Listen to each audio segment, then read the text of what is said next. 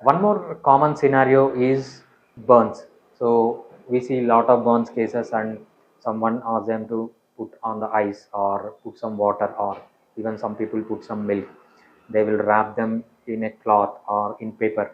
So we want to hear from the expert on the burn injuries, how to handle first aid. burn injuries. First aid for burns, actually.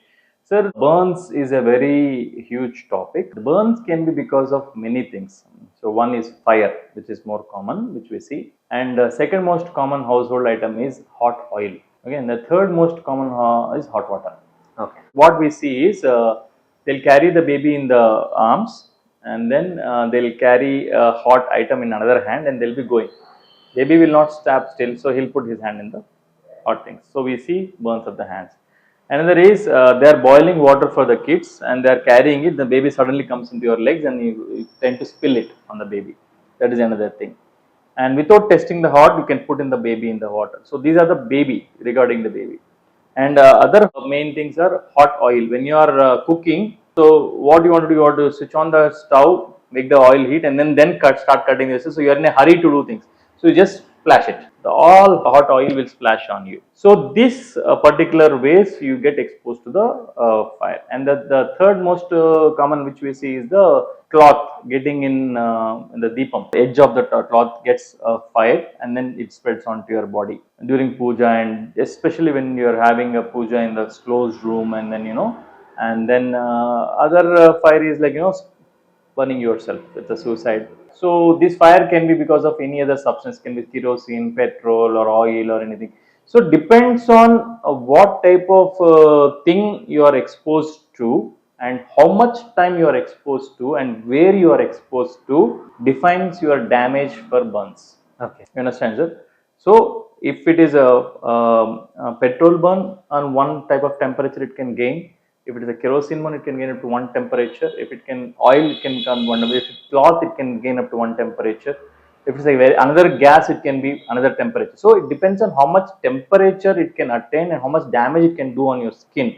Yeah, Instant depending on damage. the temperature, the damage The fire. passes. Yes, the fire, especially the fire. The temperature it can reach, that will damage your skin or the organs. The heat you inhale can damage your whole respiratory system. Eyes it can burn, hair it can burn, face it can burn. So it depends on the fire, the amount of fire, the time of exposure. Is it instant or is it longer time?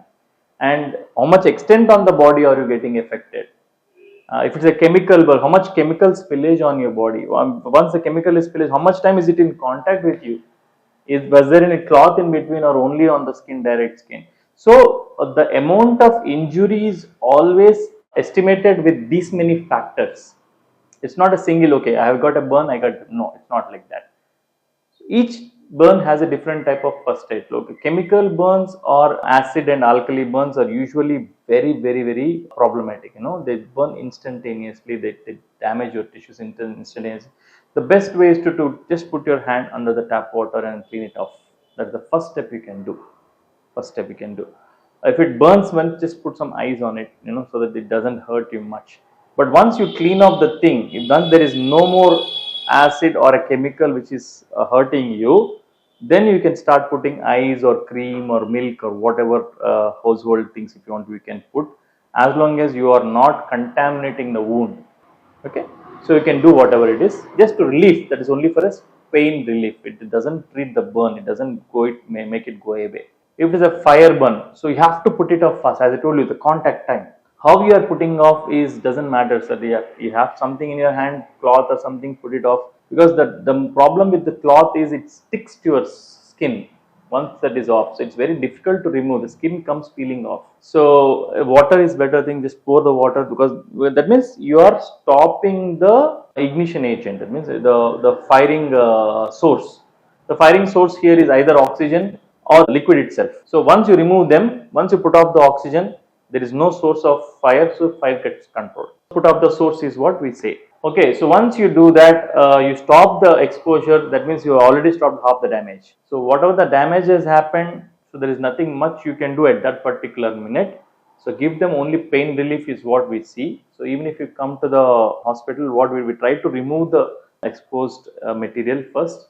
and then try to assess the wound and other thing. Then we can start treatment to the patient. And there is nothing much you can do about burns at that particular moment when it is happening, sir, apart from stopping it and preventing it. Of course, preventing is the first step. So when you're in your home, if you're cooking, stay a little far and then cook. Don't do it in high flames, and you should know what you are doing. Be careful when children are around. And even if you want to warm the water for children, why do you want to make it super hot boil? Okay, so make it just warm and then bathe with them and put them in another room when you're doing this one. After this is done, then you can bring the baby.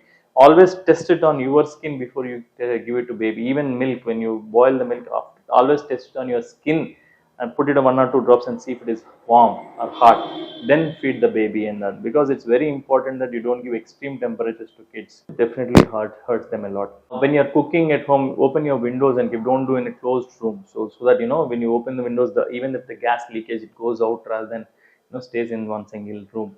So if you smell gas leakage, don't switch on, don't plug on this thing. So these are the basic precautions and first aid things you can do for burning. And one more common thing Indians do, no other person in the world do it, keeping turmeric onto it. So what's your opinion on Sir, putting some turmeric onto it? Sir, as an allopathic doctor, I don't advise turmeric to be kept, but it is one first of known antibiotic for us from ages. So there's no comments on it as such. Okay. But for me, if I am receiving a patient with a turmeric on a wound, it is very difficult for me to clean and do a first aid for that particular wound. To tell it straightforward, don't keep it. Avoid keeping it. Okay. Yeah. I won't say don't. I just said avoid. Yeah. Great.